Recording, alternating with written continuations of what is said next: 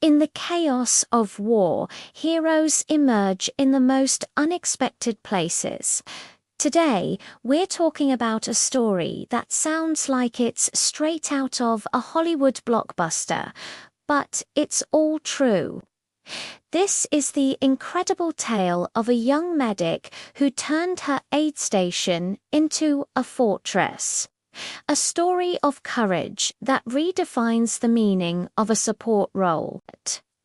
Imagine the scene: a makeshift aid station not far from the front lines. The air is thick with the smell of antiseptic and fear.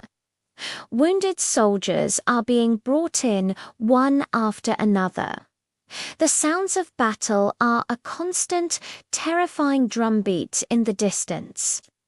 In charge of this small sanctuary of healing is a medic. Let's call her Anna. She wasn't a frontline soldier. Her job was to patch people up, to save lives, not to take them. But war has a way of rewriting job descriptions. Suddenly, the distant drumbeat of battle becomes a deafening roar.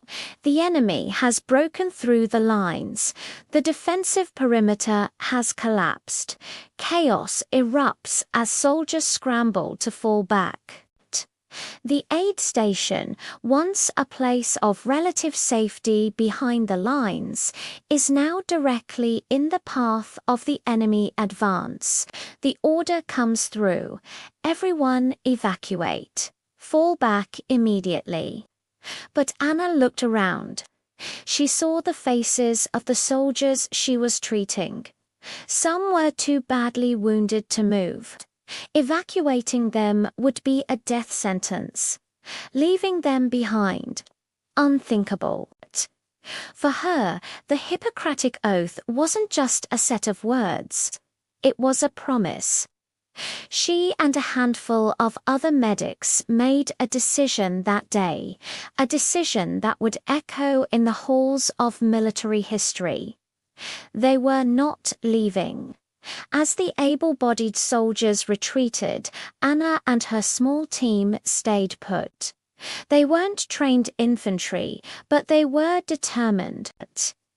They barricaded the entrances with whatever they could find: cots, medical supply crates, sandbags. They gathered the personal weapons of the wounded soldiers who could no longer fight. Anna, the medic who had only ever fired a rifle in basic training, now found herself organizing a defense. The enemy swarmed their position, expecting an easy target. What they found was a hornet's nest. From the windows and doorways of the aid station, a fierce and unexpected resistance erupted.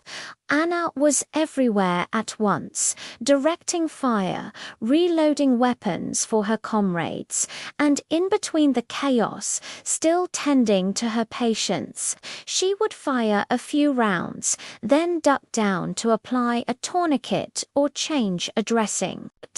It was an unbelievable sight. A healer forced to become a warrior, defending her patients with every fiber of her being. The firefight was intense, lasting for what must have felt like an eternity. The small group of medics held their ground against overwhelming odds. They knew that every second they held out was another second their wounded comrades had a chance to live. Their ammunition was running low, and their makeshift barricades were beginning to crumble. It seemed like the end was near.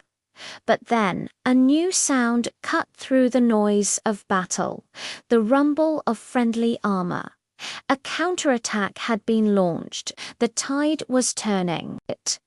Seeing the reinforcements arrive, the enemy forces, who had been stalled and bloodied by the fierce defense of the aid station, finally broke and retreated. When the dust settled, the aid station was scarred and battered, but it had not fallen. Inside, every single one of Anna's patients was still alive. She and her team had done the impossible. They had defended their aid station like it was a frontline bunker, and they had won. Stories like this remind us that courage isn't about the uniform you wear or the weapon you carry. It's about the choices you make when everything is on the line. It's about standing for what's right, even when you're standing alone. Anna wasn't looking for medals or glory. She was just a medic trying to protect her patients. And in doing so, she became a legend. Thanks for watching. If this story moved you, please give this video a like and subscribe for more incredible true stories of heroism. See you next time.